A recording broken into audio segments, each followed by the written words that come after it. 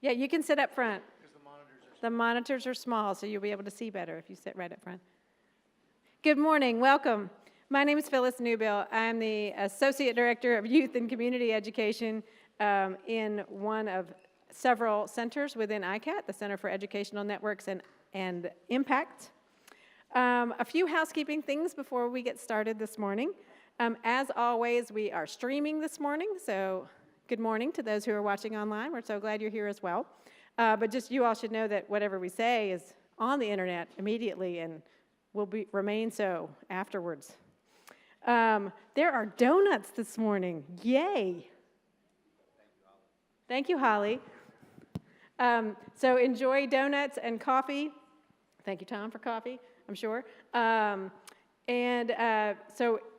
Related to that, in order for us to provide donuts and coffee, we need to know how many people are here and who's here.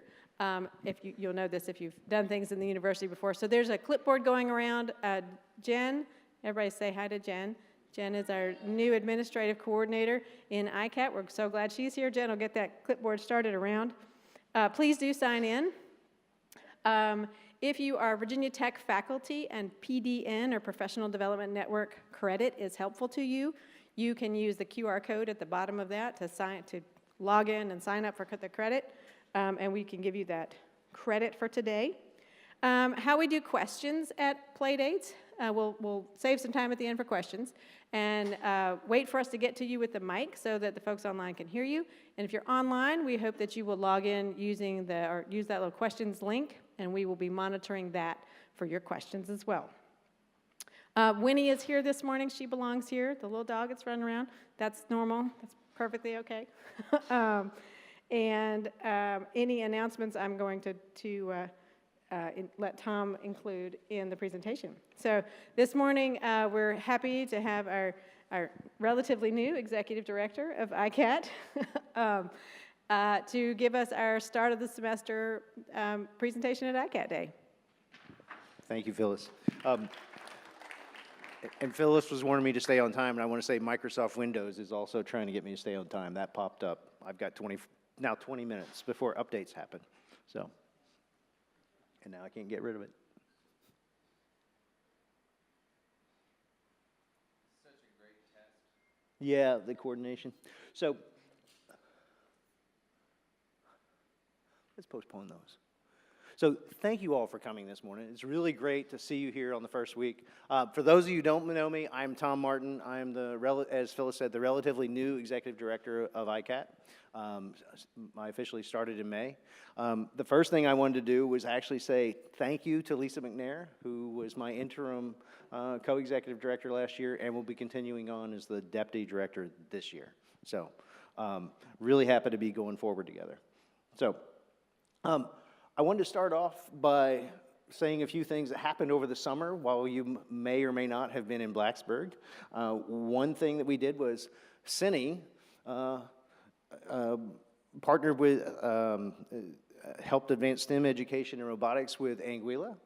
It turns out the Caribbean nation of Anguilla has .ai as their internet name, and they're about to become very popular. So.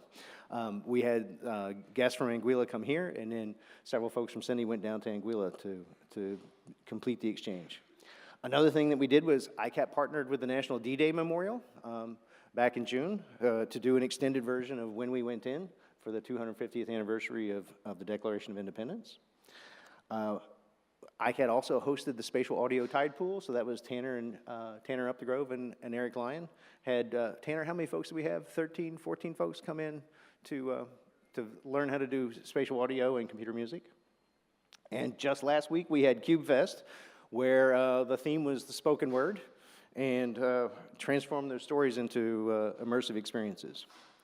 And then if you visited the media building over the summer, one of the things that you saw was we had a pop-up art and technology installation when the air conditioner quit working, and the dripping got to Dylan's nerves, so David tied a string up. We realized that the water dripping down the string caught the light in a certain way, so we called it the eternal drip, and that was up for a couple of weeks. So that was this summer. what I want to talk about next is what's going on this fall, and in particular, how you can get involved with ICAT. So the first thing is Playdates. Every Friday that class is in session, okay? So not during finals week, not during fall break, but every Friday that class is in session. Here's the schedule for the rest of the semester. We have Mood Cocoon next week, and then we have Indigenous Data Sovereignty the week after that. I'm not going to read through all these, but I just want to give you an idea of the breadth of things that, that we'll be covering this fall. And these are all seed grants that we supported last year, okay? So they are projects that ICAT has supported in the past, and they feature faculty from across campus. But again, every Friday the class is in session, 8:30 here for coffee and donuts, 9 o'clock for the talks to begin. Actually, I should apologize. We had a power glitch in the building earlier this summer. The monitor is fine, the hardware that drives it is not, and we're still waiting on replacement parts. So we're hoping to have that fixed soon, and I apologize to folks online. We will do a better job next week, so. So the Playdates coming up are seed grants that we sponsored last year. We just had a set of seed grants that got started in July. And so these are the major seed grants that are coming up for this coming year. And again, I won't read all these to you, but I just want to give you an idea of the breadth of things that we're covering. So we've got the Art of Papermaking with Invasive Plants, which is School of Visual Arts, Chemistry, and Plant and Environmental Sciences. And I've also discovered that this distance is the wrong distance for my bifocals. So we've got the Resonant Portals, which is School of Architecture, Psychology, and ICAT. We've also got Open Source Virtual Learning, which is School of Medicine, Vet Medicine, and University Libraries.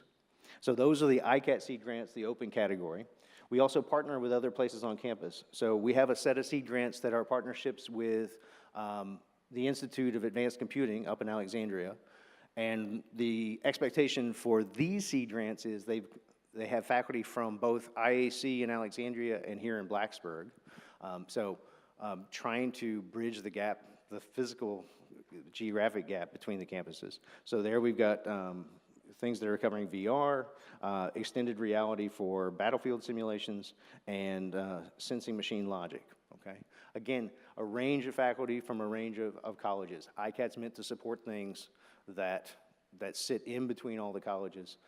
What I like to tell people is, if you have a project you can do entirely in your own department, do not come talk to me, okay? But if you have a project that spans college boundaries in particular, do come talk to us, and that's what ICAT's meant to support. And all of these represent that.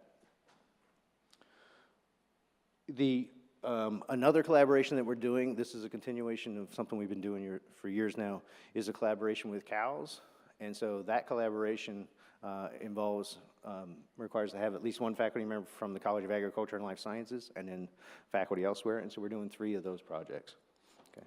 So those projects, like I said, those are all the major seed grants. They began in July. Their funding started in July, and they will be going through this year. So expect them for Playdates next year. So, and then what many of the faculty here and students will be interested in is the funding mechanism for these are our seed grants, and that's SEED spelled S-E-A-D for Science, Engineering, Art, and Design. We will be continuing to do those this year. The majors are up to $25,000. Those will be due in February. But the ones that you should pay attention to now are the mini seed grants, which are $6,000 for faculty. Those will be due September 28th. And then for the students in the audience, we'll be continuing with the student seed grants. Those are also due September 28th, and those are $1,000. Again, the expectation is things that span college boundaries. That's what we're looking for at that intersection of arts and technology. ICAT plans to do the Sue Duncan ones as well, but I realized putting these slides together yesterday that I hadn't actually talked to CALS. So those are TBD, but expect them to happen as well. Okay. Other things that are coming up, the Virginia Tech Science Festival will be November 7th from 10 to 3. They'll be in the Center for the Arts over that way, and the university libraries over there. They're free to the public.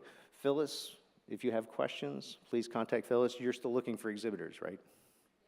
Okay, so, we're looking for exhibitors to show off the great things that are going on in Virginia Tech.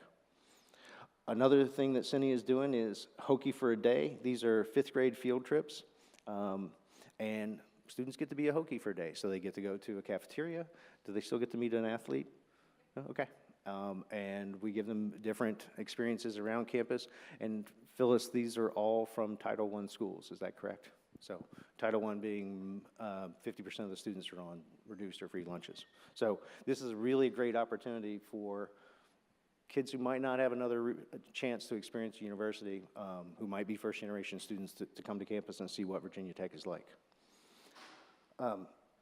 Another thing we're doing this fall is the new Music and Technology Festival. That'll be September 15th through 18th in the Cube and the Sandbox over in the Center for the Arts. If you're interested in finding out more about that, please contact Kyle Hutchins, who's putting that together from SOPA. Thomas, if you'll raise your hand and wave. Thomas's Drosera will be one of the installations that will be, performances that will be shown there. And we also have a performance by Scotty Hardwick and Zach Dewar in SOPA and SOPA. Another thing that we're doing this fall is Kyle is also running the ArtX program, which it stands for Art, Research, and Technology Exchange. And so this is a set of universities and facilities around the US, Canada, and Europe that all have, right now, it's things that all have high-density loudspeaker arrays like the Cube. Thomas will be going to McGill in Canada in, is it November? Fingers crossed, November, okay, yeah. And I think Megan D is working on something with University of Galway. Is that correct? Okay. So we will be continuing ArtX this year. What I want to do is expand it out beyond places, beyond the arts, because this is really meant to be across the whole university. So we had one of our colleagues from University of Galway here in the spring, had him meeting with colleges from across campus, looking for ways to expand the partnership. As many of you know, ICAT has 3 centers. One of them is the Center for Human-Computer Interaction. And then another is the Center for Future Workplaces and Practices. I think I saw Ralph here. Ralph is the director of CFWPP, started this summer. And then the Center for Educational Networks and Impacts, Jake is the director of CENI, back in the back. And Phyllis works for CENI as well. I want to highlight CENI in particular because they have a number of different ways to help you with community and K through 12 outreach and different levels of commitment, particularly if you're writing NSF proposals and you're looking for ways to expand your broader impacts. Please come talk to CENI. They have a lot of ways that they can help. The other piece of ICAT is the Smart Healthcare Hub. That's run by Sarah Parker out of the School of Medicine. And it's looking at, underlying it all is, we want to do for healthcare what VTTI did for transportation in terms of building. If you remember years ago, VTTI did a 100-truck study where they put cameras in the trucks. They did a naturalistic data collection across these semis. So before that, if there was an accident, what you had to do was you came along afterwards and tried to figure out what happened. Using the cameras, they could see what actually happened to cause the accident, but better than that, they could see the near misses. And you learn a lot more from the near misses than you do from the actual accidents themselves. One of the things that the Smart Healthcare Hub is to do that for medicine. So collect data in actual healthcare settings to try to understand when medical mistakes start to happen, and then eventually, in real time, provide corrections to those. This is, again, another cross-university effort. It's the second of the destination areas to be funded. Another way that ICAT helps things is we have a partnership with a torpedo factory up in Alexandria. If you haven't been to the torpedo factory, it really was a torpedo factory during World War II. After World War II, it became storage for the National Archives, and then in the 70s, it became an art center with a collection of artists and galleries. We have a gallery there. Through our partnership with them, we have access to the Target Gallery there. We've had a rotating set of ICAT-sponsored installations over the last couple years. They tend to go in for 3 or 4 months. Right now, it's Paula Zellner's International Archive of Women in Architecture 40 by 40 installation next week, right, Tanner? Next week, the When We Went In will be going on for the rest of the fall. So many of the seed grants have turned into installations at the torpedo factory, and there's a lot more foot traffic there than what we can get down here in Blacksburg. So it's a great way to sort of expand the reach of the work that goes on here at ICAT. So a big part of what ICAT does is provide space for projects, and on a wide range of times. So it's owned by no one, shared by all. If you have a project, particularly, again, where you need something that spans college boundaries, we have different studios that are available. The Cube is our most heavily scheduled space, which I'll talk about in a second. People get that for a day or two at a time, at most, usually. We have other spaces where groups have been working together for a couple of years, and we can have them in there working together for that amount of time, and then everything in between. So if you would like to request a space, we have a link there for you to go and do that, and we will sit down and talk with you about your needs. The Cube in particular is a one-of-a-kind facility. If you haven't been in the Cube, I highly recommend you come to the New Music and Technology Festival in a couple of weeks so you can see some of the capabilities of the space. But it's got a 140 speaker surround sound system. I'm off by one or two, I know, Tanner. And we have a CHIPS 3D, three-sided immersive display that we can use for installations as well. It's been used for everything. We have a motion capture system. It's also been used to study the biomechanics of flying snakes. So when it was created, it was supposed to be a black box theater, but the faculty got in there and said, what can we do with this? Can we turn it into the holodeck from Star Trek? And so we've been adding capabilities ever since. It really is a one-of-a-kind facility. And so I'd really love to have you come and try to find new ways to use it. And then one of the things that ICAT's doing, I like to describe it as, I'd like ICAT to be a chance to create opportunities for serendipity. So you run into somebody that you wouldn't have run into otherwise on campus and find something to work on together that wouldn't have happened otherwise, okay? And we do that in a number of different ways. One of those are these play dates. So please come every Friday morning and check things out, see the things that we supported. Another is the Science Festival that we mentioned earlier, the Hockey for a Day, and then at the end of the year, the first Monday of May, the last Monday of classes, we have ICAT Creativity and Innovation Day, which will be over in the Center for the Arts, where we get a chance to showcase some of the other work that we supported. And we're also trying to do things away from Blacksburg, so like the Torpedo Factory. I think I can go ahead and announce this. We're working with the Commonwealth Cyber Initiative, CCI, on another cyber arts initiative. That's planned to have installations at the Virginia Science Museum in Richmond, and that call for proposals should come out in a couple of weeks, so keep an eye out for that. And so trying to spread the things that we're doing here at ICAT and Virginia Tech beyond what I like to call very centrally isolated Blacksburg and extend our reach. So, and then I think most of you know that ICAT has moved its staff offices. Most of our staff offices are now in the media building, which is straight back behind. Cine is still over in Center for the Arts, and we still have studio spaces over in Center for the Arts, but all the staff is sitting together over in the media building. So please come over and visit us, and we'd be happy to talk to you about how we can help you accomplish your goals and do research at the intersection of arts and technology. So have a great semester.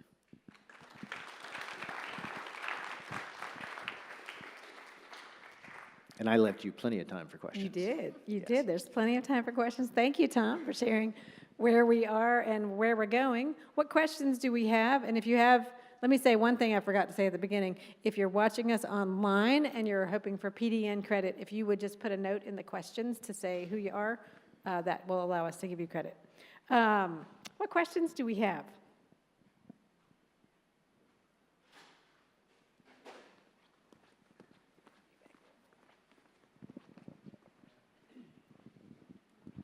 Hey, good morning. I actually have a question about the funding, which I know is very important. For the same project, are you able to apply for the mini and the major? Yes. Awesome. That's a Okay, that really, was what I was that's a wondering. really common thing, actually. Okay, thank you so much. Yeah. No, applying for the mini, the way to think about it is if you have something that you're not sure that will be successful and the whole rest of the project depends upon it, like applying for the mini and like, hey, let's try this thing and see how it works. And then if that works, then applying for the major, that's a really common thing that we've done in the past. So, What else? Was there another one? other questions? Or like my freshman, have I stunned you into silence? Oh, Holly's pointing to me. You should take a T-shirt. We have ICAT T-shirts back there. They're going quickly, and so you need to take one. I'll come right here. I just wanted to let everyone know that, again, I'm Ralph Hoare, I direct the Center for Future Workplaces and Practices. We're giving away $50,000 for research and fellowships this semester. On Monday, we have the deadline for a proposal development grant, which is designed to bring teams together looking at research focused on the place and practice of work and how AI is sort of infiltrating that space in different ways. And then in November, I think November the 30th, we have 3 Future of Work in Health faculty fellows. This is a partnership between my center and the Smart Healthcare Hub, and we're looking for faculty. Each person will get $10,000 through 2027 to do something really cool to advance the work of the Smart Healthcare Hub. We have a civil engineering education faculty member, so you don't have to be a health expert. You just need to think about how your discipline can advance what they're doing. So great opportunities. Take a look at our website, and I'm happy to talk to anybody who has any ideas that they want to explore. Thank you. Thanks, Ralph.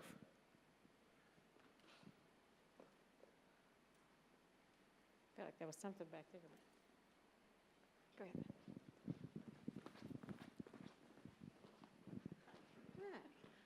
I just want to hear more about this new music and technology event. Can you say a little more about that? So it's a series of performances. I think the first 2 nights are in the Cube. The last 3 nights are in the Sandbox. Like I said, one of the performances will be Thomas's Drosera Obscura. Actually, Thomas, do you want to, can you give the, no? Okay, it's fine. Which is an immersive experience that combines visuals, audios, and animatronics. How's that for like the one sentence version. There'll be some other performances that are with the spatial audio system in the Cube. And then Scotty and Zach's piece, I have not seen it, so this is, this is not a total guarantee. But it involves Scotty dancing with a large language model driven visual interface in the Sandbox. So, okay. It's gonna be amazing.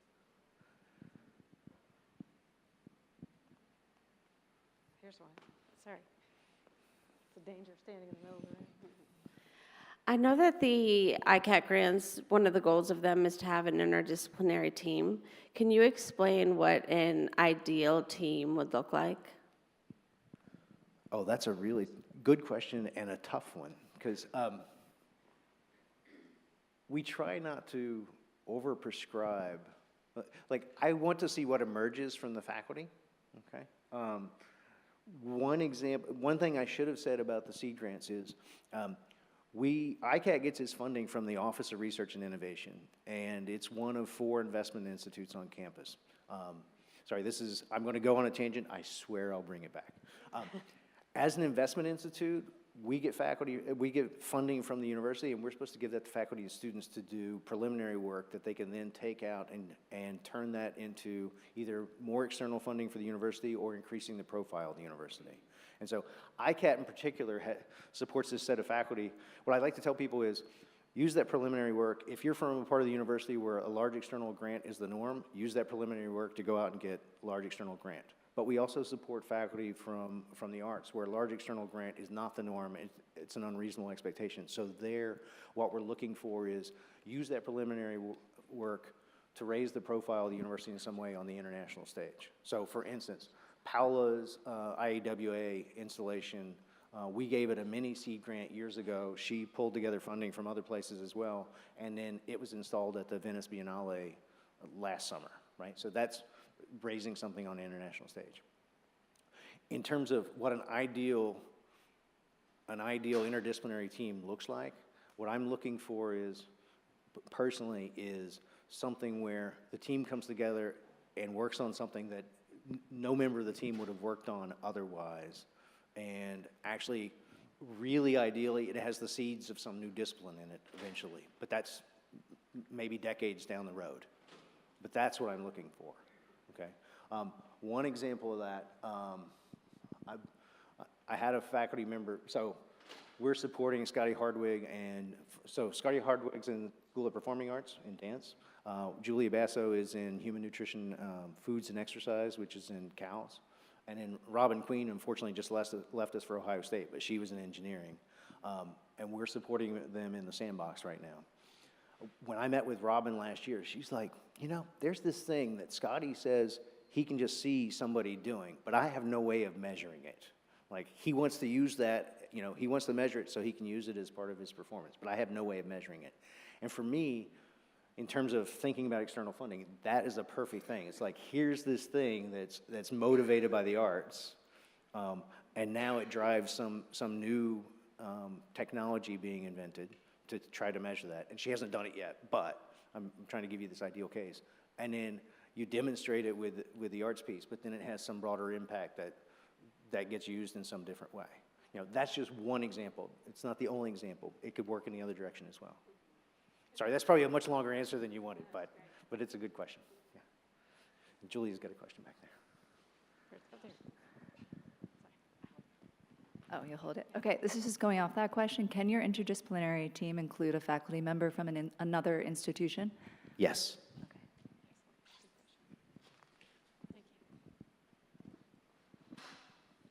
Holly's got a clarification on that. It can, but we can't send money outside the university. So the money has to go through your home department if you're going to support them. Okay. Good. It's important. Holly's the one that has to deal with that, so. For the like science fair thing, would you have to be like a major seed to participate? No. I was going to say, I defer to Phyllis on that one. Good question. Yes, so, and also you don't have to have an ICAT grant at all for the Science Festival. We would love to, anything that you're ready to share with kids that is kid appropriate, we'd love to have it. And we love waffles. Can you talk about how science is bigger than you think and how arts disciplines might participate in the Science Festival? Yes, I'd be glad to do that. Good question. We've had a lot of conversations internally about what the Virginia Tech Science Festival should be called and what its purpose is. And its purpose is to share the work of Virginia Tech. We call it the Virginia Tech Science Festival because the broader you go with the name of a thing, the fewer people identify and attend. So when we talked to schools and we said we want to change it to the Virginia Tech Everything Festival, they were like, don't do that, because then we don't know who to send, which teachers to send. The kids are coming anyway. They're transdisciplinary already. So we keep it the Virginia Tech Science Festival, but we're talking about anything that is happening at Virginia Tech as a research institution counts. So if you are creating art, if you are doing history, if you are doing social sciences, all of those things qualify, and we want to have them at the Science Festival. So ask me if you have questions, but yes, bring it on. And we're at time. We are? I used up all the time for you, thanks. So we're at time. So I want to say thank you to Tom for sharing all the things. And there are more donuts and more coffee, I'm sure. Wait. And more T-shirts. And more T-shirts. Do not forget your ICAT T-shirt. You're going to need that. You're going to want to wear that all the time. We'll be back next week with more fun at the ICAT Playdate, and we'll see you here next time. Have a great week.